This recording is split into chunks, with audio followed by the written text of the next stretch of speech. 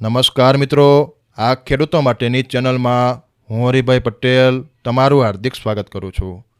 ખેડૂત મિત્રો, આજનો આ વિડીયો ગુજરાતના ગામે ગામના લોકોએ ફરજિયાત જોવાનો છે અને ખાસ યુવાનોને બતાવવાનો છે। મિત્રો, આજે એક 70 વર્ષના પ્રગતિશીલ ખેડૂત ગોવિંદ બાપાએ આજના યુવાનોની આંખો ખોલી નાખી છે અને તેમના જીવનનો 70 વર્ષનો આખો અનુભવ શેર કર્યો છે કે કેમ જિંદગી જીવવી અને આજના યુવાનોએ શું ધ્યાન રાખવું। મિત્રો, જાજો નહીં તો થોડો સમય કાઢી આ દાદાને જરૂરથી સાંભળજો, તમને ચોક્કસથી ફાયદો થશે। અને ખેડૂતના દીકરાઓને પણ આ દાદાએ સાવધાન કર્યા છે, તો દરેક ખેડૂતના દીકરા હોય તે આ માહિતી સાંભળજો અને બીજા યુવાનો સુધી પણ પહોંચાડજો, જેથી દરેક લોકો આ માહિતી જાણી શકે। હાલ મિત્રો, હવે વધારે સમય ન બગાડતા આ ગોવિંદ બાપાનો લાઈવ વિડીયો શરૂ કરીએ। ગોવિંદ બાપા, તમારા 70 વર્ષ થયા। આ 70 વર્ષમાં તમે જીવનમાંથી શું શીખ્યા અને આજની યુવાન પેઢીને તમે શું સલાહ દેવા માગો છો? હું આજની યુવાન પેઢીને એ સલાહ દેવા માગું છું કે અત્યારે તો ભાઈ સમય હળહળ આવી ગયો છે, બરાબર। એટલે પહેલાં તો દયા, ધર્મ અને નીતિ, પછી કરવાનું હું આપણું કર્મ અને આપણો ધર્મ, બસ। અને આપણે માણસ માત્રને સુખી થવું ને, એ હાથું મારા ડોટું મૂકે છે ને, તો સુખી થવું હોય તો પેલું સેક્સ। અને આ સમયમાં તો બાપા અમારી હામરેલમાં 5 રૂપિયા દાડી હતી, પણ તે દી અમારે સંતોષ હતો।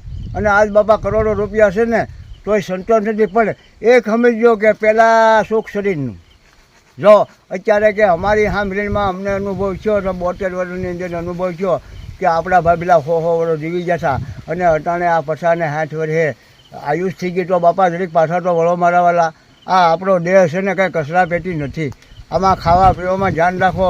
અરે ભલા માણા આપણને ખાવાની તરીકે એનું રિઝલ્ટ આવે કે આ ખાવાથી જ મને રોગ થયો, તો બાપા દવા કરતાં ફાયદો નેકીમાં થાય મારાવાલા।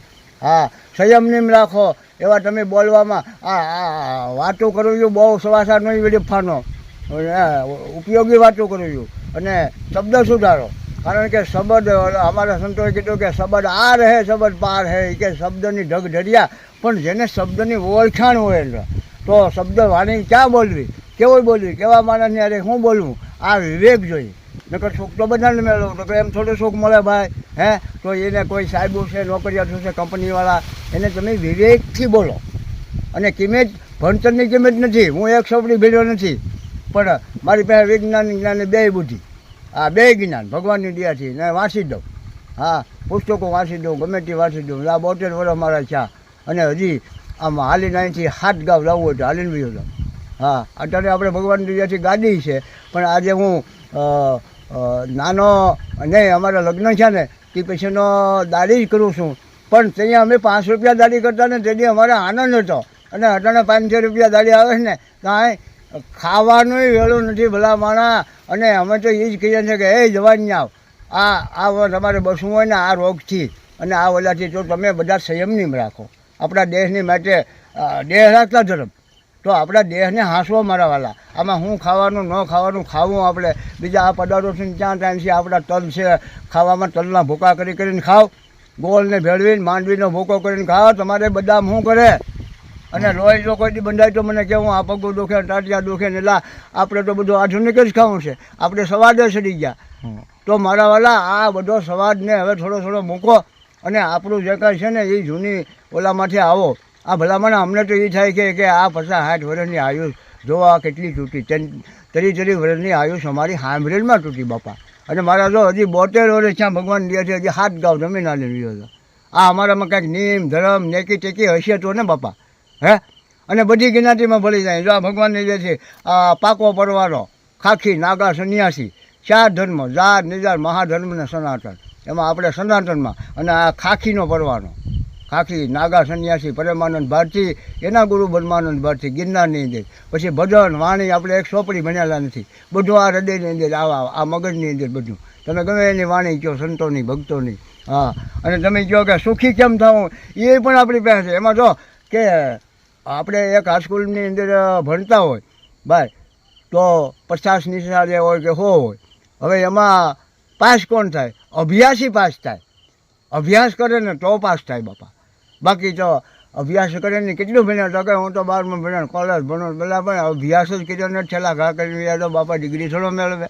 હા, પછી નીચી, પછી જો કે ભાઈ આપણે ગમે એવી ડિગ્રી આવે ભગવાન આપશે જ. આ ડિગ્રી તક બધા ન આવે, કારણ કે આ તો દડી મેદાનની છે, કોઈના બાપને નથી જીતે એની, ગમે એ જેમ કરી શકો. પણ એક કે કોઈ વાતનો ગર્વ કે અભિમાન ન આવવો જોઈએ. નકર માસ લાયા થતા હે, કારણ કે આપણે રામાયણના પુરાવા છે. એટલા હોનાની લંકા રાવણને હતી, એટલા ખાઈ હિગોની, હે એની મનોંદરી સમજાવ રાણીઓ, હે તો વિનાશ કાળે વિપરીત, વિનાશ કોઈ વિપરીત બુદ્ધિ કોઈ દી નહીં કરવાની, વિનાશ કાળે વિપરીત. તો આ બધું વિનાશ, આ બધો કેવું થવા માંડ્યું, જોવા હવામાન, આ ગતિ કુદરતી. તો અમારા સંતોએ તો એમ કીધું કે એક દિને જગજીવન બાપા જો અહીંયા સિંબત થઈ ગયા, હમણાંની જ વાત છે. પછી એના હિંમત બાપુ છે એના ગાદીપતિ, એટલે એને કીધેલું છે કે એક દિને સમયે આ વનસ્પતિ ફળ નહીં આપે, એક દિને સમયે આ પાણી બધે ખારા થઈ જાય, ટન થઈ ગયા. પછી એક કીધું કે રોગ એવા આવશે એટલે કોઈ ડૉક્ટરો કે કોઈ વૈદ્યથી નહીં મટે. પણ હા, એક વાત છે કે સત્ય, અને બીજા નંબરમાં કે રામ નામ કે ઔષધિ ખરી ખંતી ખાય, અંગ પીડા આવે ની મહારોગ મટી જાય. તો ભલામાના આપણે ભલે ધંધા ગમે તે કરો, 24 કલાક રાત દિવસ ધંધા કરો, પણ 1 કલાક આપણે આરામથી આરામ ખુરશીમાં કે એસીમાં હોતા હોય ને તો આપણા સવાસાને ભગવાન તરીકે અર્પણ કરો. તો મિત્રો, બધી વસ્તુનો સરવાળો આપણે કરીએ છીએ, હિસાબ સરવાળો, પણ આપણે કોઈ દી આપણા સવાસાનો સરવાળો કર્યો. ઓલી ગંગા સતી કીધું કે 21,000ને કાળ ખાઈ જાય.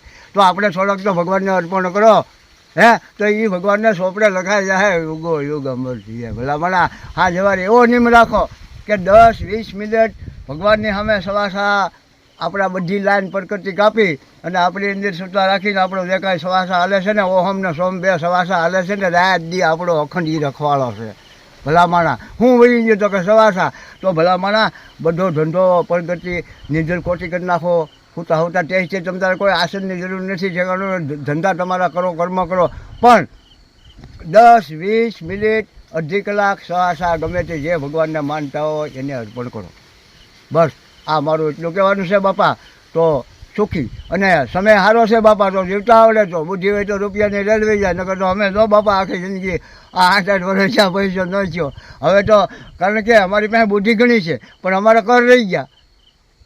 એટલે અમે જો કડિયા કામ કરી લીધા, બધા રસોડા કડિયા બધું, અત્યારે એનો સમય તો હવે અમારો કર રહી ગયા. અમે 14 રૂપિયામાં દાડી હતી ત્યારે અમે કડિયા છે, 20 વર્ષ કામ કર્યું, અને અત્યારે તો બધું હે બાપા જોવો કેવું છે. પણ વાત એક છે કે દેહ રાખતા તરફ. હા, અને આ સવાદ તો છે ને ભાઈ, જો કે નશા પદાર્થો બધા છે મારા વાલા, ગાંજા, સરસ, દારૂ, આ તે જે કાંઈ છે એ બધું માણા માટે છે. પણ કહેવાનો મતલબ શું છે કે સાજ રાખો, મર્યાદા રાખો. તમે શું કામ બાપા સાજ ઝૂકી જાઓ? મર્યાદા શું કામ રાખો? આ કાંઈ ગધેડા ભૂંડના કાંઈ નશા કે આ જેટલો મોજ છે એ માણા માટેનો છે.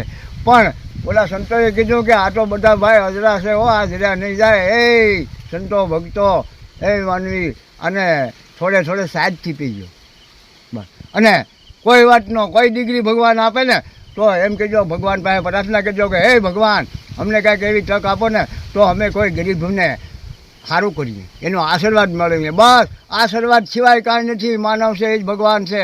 કોઈ પણનો આશીર્વાદ લાગી ગયો હોય ને તો આપણે બેડો પાર થઈ જાય. ભલા માણા.